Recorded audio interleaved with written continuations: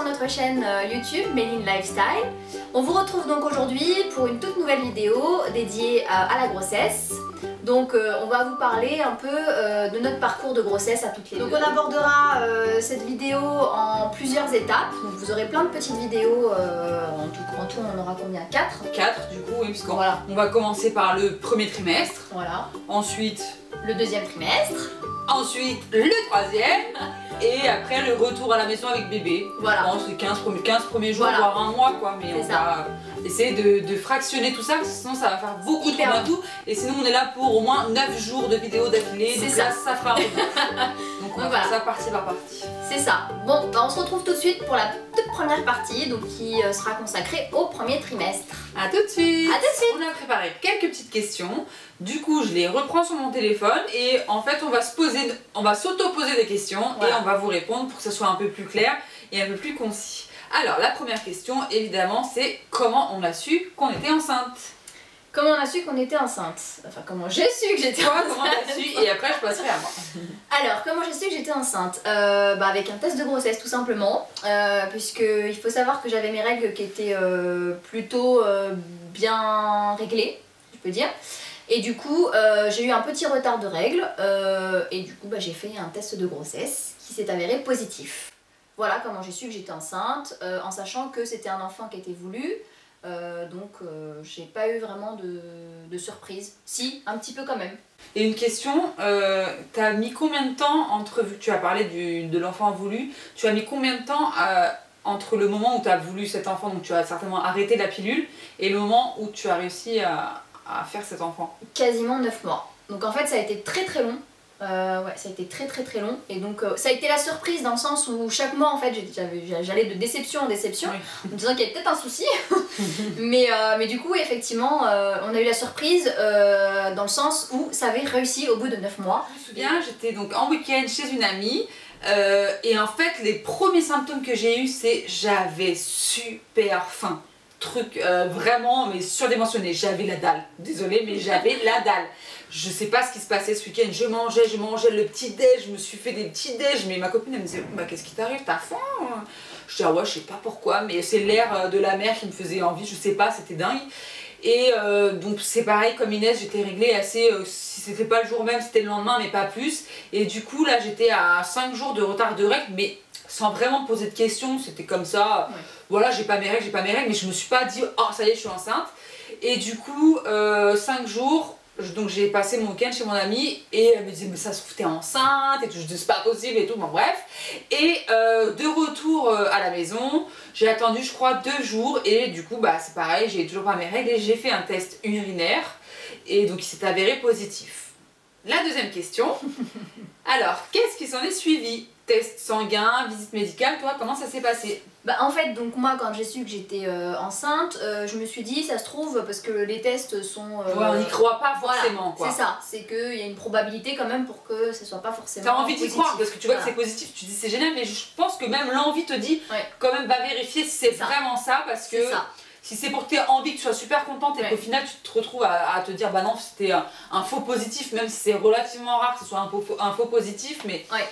Mais ça peut arriver. Ça donne envie d'aller justement bien contrôler le tout. Exactement. Et du coup, donc, je me suis dépêchée d'aller prendre un rendez-vous avec mon médecin traitant parce que bon, le gynécologue, pas de place avant plusieurs mois. Et du coup, il m'a fait donc une ordonnance pour aller en laboratoire pour pouvoir faire ce qu'on appelle donc un test sanguin où ils vont mesurer en fait le taux d'hormones dans le sang, la fameuse HCG. Et voilà, donc je suis partie un peu fébrile au laboratoire pour faire le test et on avait les résultats le jour même. L'après-midi. L'après-midi, le jour même, parce que je l'ai fait le matin et puis j'ai eu les résultats le soir. Et donc il s'est avéré que c'était positif et là, wouhou, trop contente. Et t'étais enceinte de combien de temps du coup à ton test? À mon test, j'étais je crois à 2 semaines de grossesse. 2 semaines je crois. c'est mes souvenirs. Tu l'as su très rapidement. Oui, je l'ai su très très rapidement parce que bon, c'était, enfin chaque mois c'était prévu, donc on calculait tout. On en est même venu à faire des, comment on appelle ça, des tests d'ovulation. Ah oui. Fameux tests d'ovulation. Bon, pour nous ça n'a pas du tout fonctionné, au contraire ça a un peu bloqué le processus, je pense. Des fois c'est ça aussi, plus le psychologique bloque, parce qu'on est trop réglé sur il faut qu'on fasse un enfant, il faut qu'on fasse l'amour 30 fois, il faut que ça soit surtout ce jour-là, et ça des fois le psychologique ça bloque tout. Et des fois quand on se laisse aller, et bah la preuve pour toi c'est que tu as mis 9 mois, mais c'est vrai que des fois quand on oublie un peu toutes les règles de la conception, il faut pas oublier, c'est qu'un bébé ça vient de l'amour, et il faut surtout mettre ça en avant, et non pas tout le système médical. Bon après, sauf si bien évidemment on est obligé à en arriver là, voilà, c'est ça. Mais il faut pas l'oublier, en tout cas il faut pas l'oublier. Faut rester zen et y croire et pas trop y penser aussi. Et du coup toi comment ça s'est passé? Alors moi quand j'ai fait mon test urinaire, hyper impatiente que je suis, je n'ai pas pu résister, j'ai appelé mon médecin, mon gynéco je crois à l'époque, c'était mon ancien gynéco parce que j'habitais pas au même endroit, donc du coup je l'appelle et malheureusement elle n'avait pas de place tout de suite, mais elle me dit, je la connaissais bien, elle me dit écoute Mélodie, vas-y, tu vas au labo, tu fais ton test sanguin et moi je te fais l'ordonnance et tu vas la récupérer quand tu veux, et le labo en général ils acceptent et ils feront le dossier médical après quoi, donc c'était pas grave. Ok, pas de soucis, j'ai couru au labo. Évidemment j'ai dû faire le test urinaire à 8 h du mat, je vais au labo dans la foulée et donc je leur explique, ils m'ont dit écoutez pas de problème, donc ils ont accepté, ils m'ont fait le bilan sanguin et pareil comme toi dans l'après-midi du coup ils m'ont appelé pour me dire madame vous avez vos tests sanguins qui sont prêts, vous voulez venir les chercher? Je dis bah vous pouvez pas me dire est-ce que c'est positif ou pas? Bah logiquement on n'a pas le droit mais oui madame c'est positif. Parce que je leur avais dit que le matin j'étais super contente et tout, donc je pense qu'ils le disent pas, surtout quand c'est négatif, au cas où, ou si la personne elle ne veut pas du tout. Mais là du coup bon voilà, c'est passé comme ça. Donc du coup j'étais très très contente. Comment on l'a géré? Quels sentiments on a eu? Est-ce que t'étais heureuse? T'as eu de l'anxiété? Et donc quels sont tous les questionnements que tu as eu? Ouais, alors alors disons que j'étais très heureuse et très comment dire, perturbée à la fois. Parce qu'en fait cet enfant on l'attendait depuis pas mal de temps et en même temps on s'en rend pas compte, mais quand c'est là, quand la chose est là dans le petit ventre, et ben en fait on se rend compte que ça y est, c'est parti. Ça fait un peu flipper. Ouais, ça fait flipper, exactement. On est flippé. On se dit mince, ça y est en fait. Tu l'as voulu, ça y est, il est là, donc maintenant ça y est, on est au pied du mur, on peut plus reculer, mais en fait on le veut tellement qu'on n'a pas du tout envie de reculer, mais on a cette appréhension de se dire comment ça va se passer. Et je sais pas toi, mais moi c'est vrai que j'ai eu toutes les questions de est-ce que je vais réussir à gérer, quelle sorte de maman je serai, est-ce que je serai une maman cool, stricte, enfin je me suis posé des tas de questions, comment ça allait se passer dans la vie de tous les jours, après avec le boulot, est-ce que j'allais reprendre, pas reprendre, comment ça allait se passer, enfin je pense qu'on a des tonnes et des tonnes et des tonnes de questions qui passent dans la tête, et du stress positif j'ai envie de dire. C'est du stress positif. C'est pas le stress positif. On vous fait pas peur, hein. Si c'est voulu, c'est du stress positif.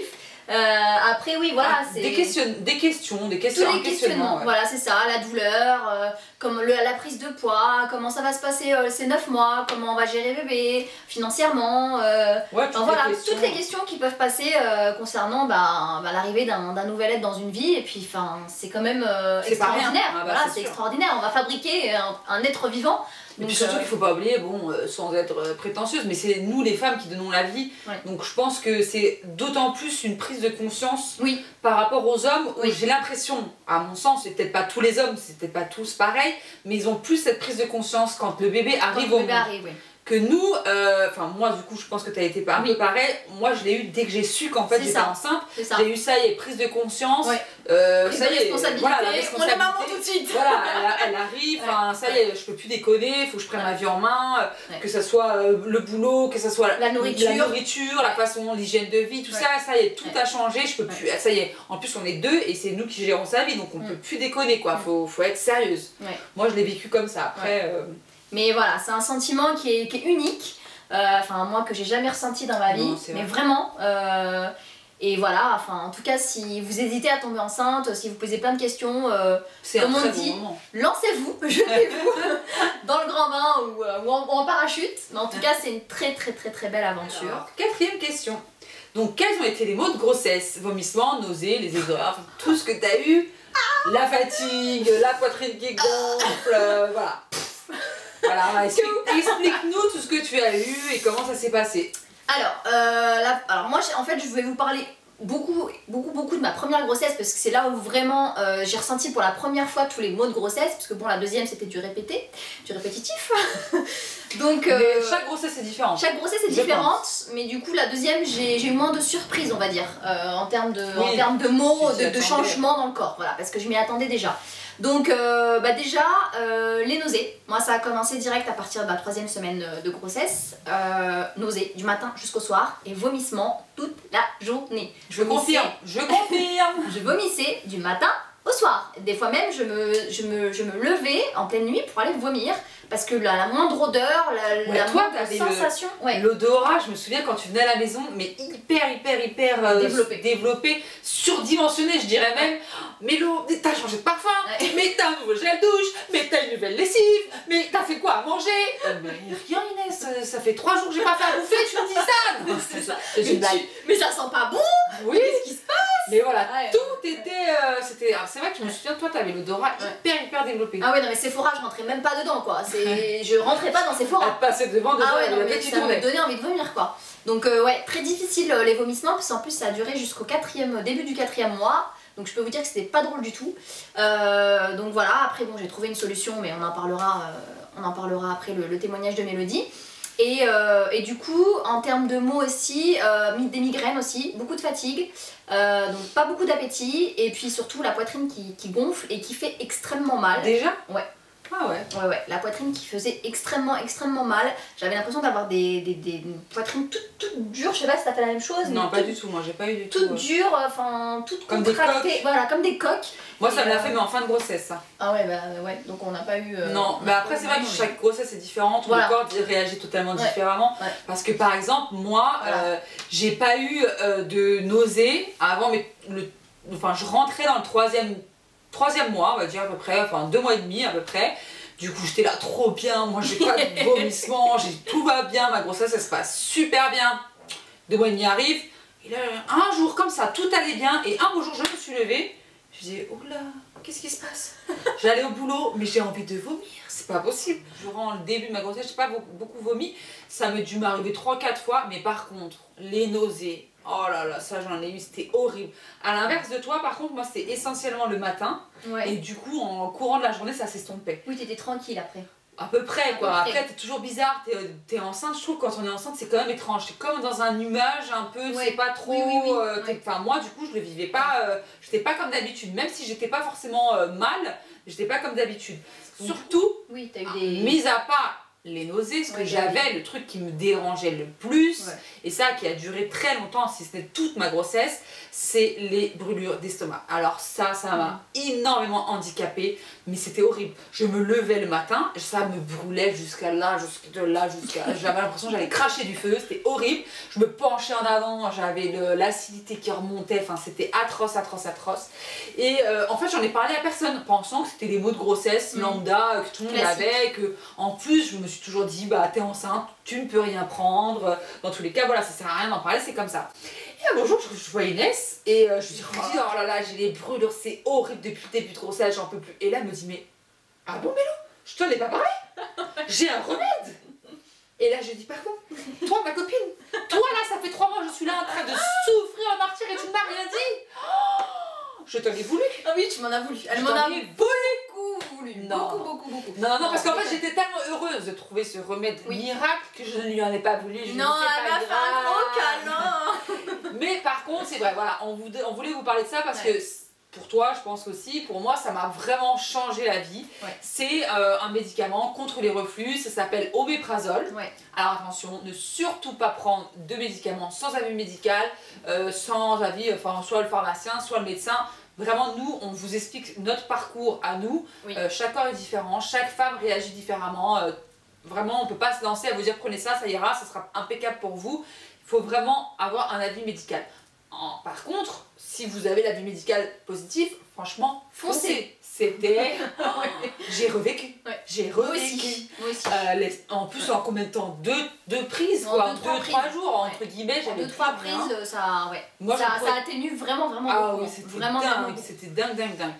Sauf que on va faire le petit passage. Ouais. Entre temps. Pendant ces brûlures, moi, qu'est-ce que j'avais trouvé comme solution, malheureusement, c'était pour calmer tout ça. Eh bien, je mangeais. Voilà. Parce que la nourriture calme les brûlures. Mais sauf qu'une fois que l'estomac est vide, les brûlures reviennent. Si ce n'est pire que quand on n'a pas mangé. Et donc, du coup, je me suis retrouvée un petit peu dans un cercle vicieux à me dire, bon, ok, je vais essayer de fractionner mes repas. Je vous disais tout à l'heure, je ne sais pas si vous avez suivi, mais j'avais très faim. Donc je fractionnais soi-disant mes repas. Donc je prenais 5 repas par jour. Je pensais prendre 5 petits repas par jour. Je pensais. Et je me suis bien rendu compte qu'en fait, ça n'était pas des petits repas. Donc en fait, je prenais 5 repas par jour, pratiquement. Des vrais repas. Voilà, pratiquement classique. Donc du coup, j'ai pris beaucoup de poids pendant toute ma grossesse. Bon, ça c'est un petit secret entre vous et moi, mais je vais pas tout vous dire tout de suite parce que sinon vous voudrez pas aller voir les prochaines vidéos, mais j'ai pris beaucoup de poids pendant ma grossesse. Donc on va parler, comme on parle du premier trimestre. Premier trimestre, qu'est-ce que nous disent les médecins? Madame, 0 kg. 0 kg les 4 premiers mois. Premier trimestre, ça ne sert à rien de prendre du poids, vous n'en avez pas besoin. Mais ça. oui, mais j'en ai pas besoin, mais ils sont venus s'incruster chez moi. Qu'est-ce que vous voulez que je vous dise? Pour être clair, les 3 premiers mois, j'avais déjà pris 5 à 6 kilos. Voilà. Quand je suis montée sur la balance de chez mon gynécologue, il m'a regardé, il m'a dit, mais madame, qu'est-ce qui s'est passé chez vous là? Il y a un petit souci? Je dis, bah non mais je comprends pas, je fractionne mes repas, je mange pas beaucoup. Bon voilà, ça c'était pendant que j'étais enceinte. Bien évidemment que lorsque j'ai vraiment pris conscience de tout ça, je me suis surtout bien rendu compte, c'est que les proportions étaient beaucoup trop grosses. Mais c'était mon seul moyen, franchement, de calmer cette brûlure atroce. C'était invivable. Vraiment, la brûlure, quand on l'a du matin au soir, la nuit, tout le temps, enfin ça me réveillait, c'était horrible. Bah, j'avais que ça comme moyen pour, des fois la nuit, tellement j'avais mal, je me levais, je prenais un petit encas. Mais en fait, t'avais des brûlures plus des aigreurs en fait. Oui, c'est ça. C'est des aigreurs d'estomac. C'était vraiment la totale, quoi. C'était horrible.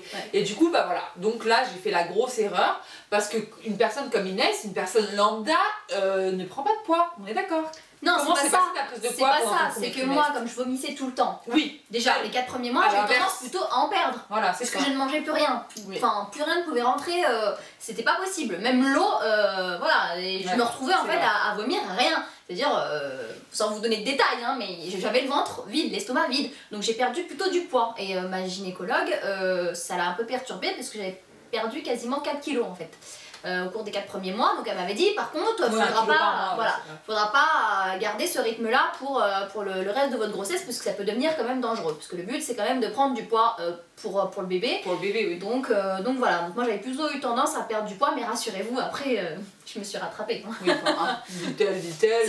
Si, quand on prend sur les 6 derniers mois, je me suis quand même rattrapée. Oui, au prorata de ta grossesse si tu veux. Au prorata de la grossesse. Mais comme ça. Je dirais que c'est rattrapé, enfin, elle a pris tout à fait les kilos normaux. Un peu plus quand même, hein, parce qu'il faut savoir qu'on me demande de prendre 9 kilos pendant la grossesse. Non mais 9 kilos. 9 je kilos. sais pas où vous les mettez. 9 kilos. Tu connais quelqu'un qui a pris 9 kilos? Je connais pas quelqu'un qui a pris 9 kilos. Franchement, moi non plus. J'ai jamais entendu une personne qui a pris 9 kilos. Témoignez-nous en bas dans la barre d'infos si vous avez réussi à prendre 9 kilos. Voilà, donnez-nous vos poids de grossesse que vous avez pris sans complexe, hein, évidemment, on juge personne. Non, parce que quand vous allez savoir combien j'en ai pris, là, vous n'aurez plus de complexe. Mais 9 kilos, très sincèrement, à part des personnes qui ont peut-être une vie où ils sont déjà habitués à pas beaucoup manger, à ce moment-là, effectivement, ils continuent leur régime pendant la grossesse. Mais bon, voilà. Nous, en tout cas, on ne s'est pas restreint. On n'a pas fait de régime. Après, 13-14, oui, il y en a beaucoup qui prennent 13-14 kilos, mais 9 kilos, franchement, moi 9 kilos, je vais pas vous dire, je les faisais 6 mois, je faisais déjà 9 kilos de plus, hein. Donc comment vous dire, non mais même pas 6 mois quoi. En sachant que c'est les 3 derniers mois où on prend le plus, hein. On prend à peu près, normalement, hein, dans la moyenne, 2 kilos par mois, les 3 derniers mois. Voilà, donc en gros, les 3 derniers mois, vous prenez 6 kilos dans la moyenne. Dans la moyenne, un peu plus. Pas la mienne, je vous assure pas la mienne. Voilà. Pas la mienne non plus, mais bon. Bon, je vous expliquerai aussi pourquoi j'ai pris autant de poids, parce qu'après, à l'analyse, je me suis rendu compte de pourquoi j'ai pris. On espère que la vidéo vous aura plu, donc comme d'habitude, si vous avez aimé les petits pouces, retrouvez-nous sur le blog melinelifestyle.fr et surtout, abonnez-vous. Abonnez-vous et partagez si vous aimez ce projet. À très bientôt. À très bientôt. Ciao, ciao. Ciao.